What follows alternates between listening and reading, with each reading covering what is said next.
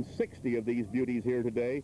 They toured the race course so everybody could get a chance to see them there, and then they parked them up on the golf course for viewing by those who just love the Jaguar. Ever since the explosion of popularity for foreign cars that occurred somewhere back in the 50s, the Jaguar has retained a special place in the hearts of Americans who love fine cars, and they got a great chance. So obviously, not all of the cars that are here are competing in the various races, but they are on view, and they're special. These cars belong to the patrons, to the people who are deeply involved in supporting the events of the weekend. They range from the very old to the very new, the cars, that is. The patrons donate $100 per car. They drive around that race course so that everybody can see them, and then get placed up in the reserve paddock area overlooking the course while the patrons enjoy what's called a classic lunch. Classic lunch, I guess, means champagne as opposed to diet soda, and everybody enjoyed that immensely. These last 2 days have been as much people watching as car watching, and Action News reporter Yvonne Zanos was tailgating with some of those people earlier today.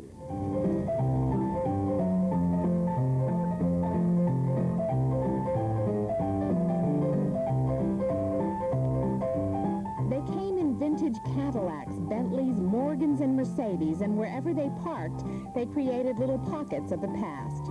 Perhaps none so thoroughly as these Shadyside regulars, who say they do the Vintage Grand Prix party upright every year. We have a heart-shaped salmon mousse. The Scotch eggs are beautiful. This is what the middle-aged businessman is doing these days on a Sunday afternoon. From their replica of a 1932 Mercedes to the bow ties and long-waist dress, this group plans ahead.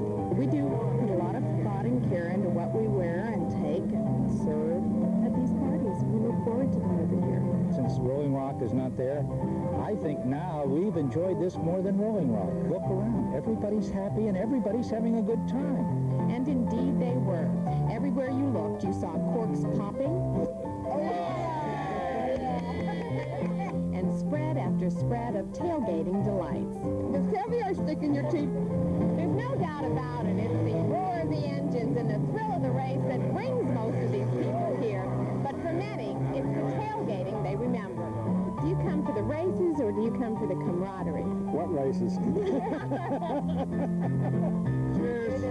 Yvonne Zanos, Channel 4, Action News. Like so many of the marvelous outdoor events that Pittsburgh has to enjoy these summer months now as compared to years gone by when these kinds of things weren't available, as with so many, they are free to the public. But that doesn't mean that money isn't being raised, and in this case, these last 2 days, money going to two very important charities. I'll be back a little bit later on in this news program to talk about that. An interview with Myron Cope coming up, who will explain his particular role in these last 2 days of this great race weekend. This is Adam Lynch in Shenley Park. Sally? Being done, and how? Fast lane out in Shenley Park. Leesa Kelley takes us behind the wheel to get a feel for the Grand Prix action.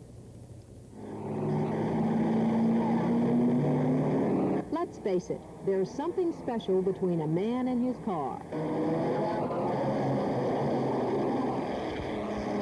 Vintage cars conjure up a special place in the heart of car lovers, and today's Grand Prix race through the winding streets of Oakland brought out hundreds of car enthusiasts. Being a spectator is fun, but let's face it, the only way to really see what a Grand Prix is like is from the inside of a car. Truth is that photographer Ken Sims and I had no idea what we were letting ourselves in for. That is, until the first hairpin turn.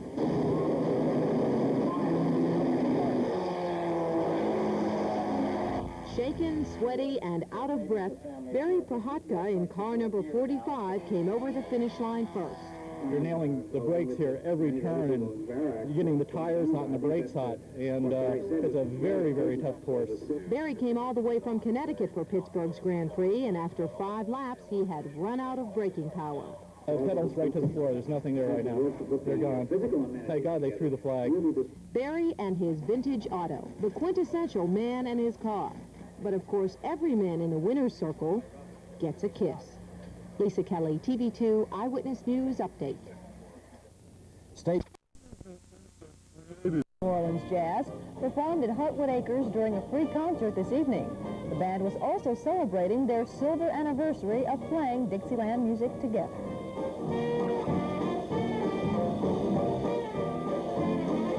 Drivers from all over the nation and Canada took part in the Vintage Grand Prix races.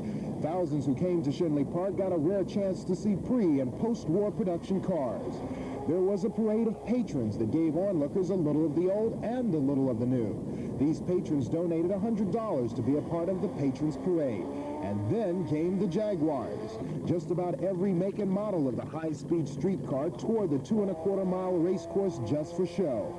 This year's Vintage Grand Prix honored the Jags as the Mark Car of the Year. There were plenty of other goings-on at the Vintage Grand Prix. Car buffs came out not only to see and savor the oldies, but also to have picnics and tailgate parties. It was a weekend to remember. It was also for a good cause. Sponsored proceeds will go to the Allegheny School and to Pittsburgh's Autistic Society. Greg McCampbell, Channel 4 Action News.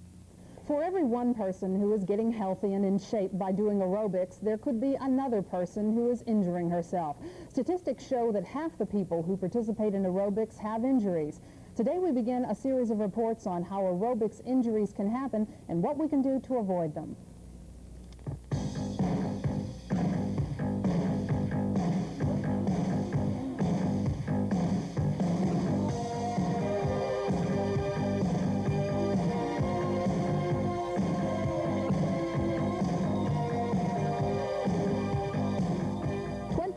Million Americans do aerobics. It's a great way to exercise, but people are getting hurt.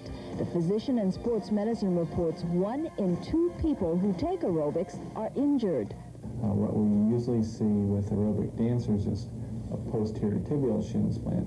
It is on the inside of the shin of a muscle that goes down the leg and goes behind the inside of the ankle and into the arch of the foot.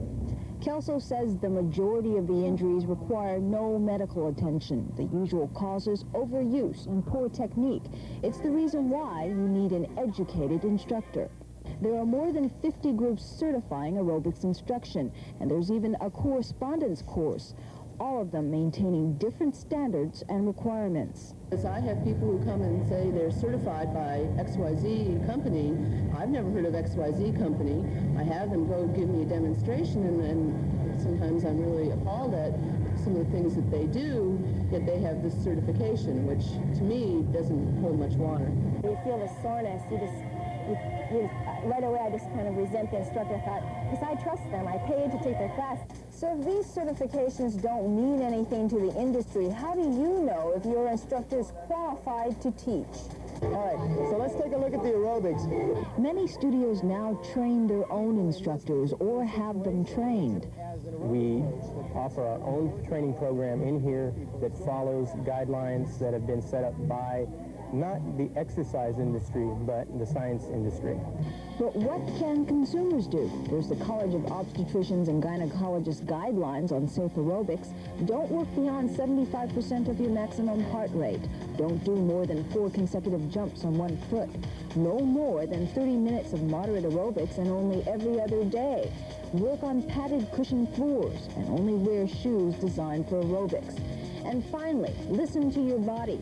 If you feel pain, stop. This is Gay Yee reporting. Members of the House and Senate praised the new compromise tax bill just finalized.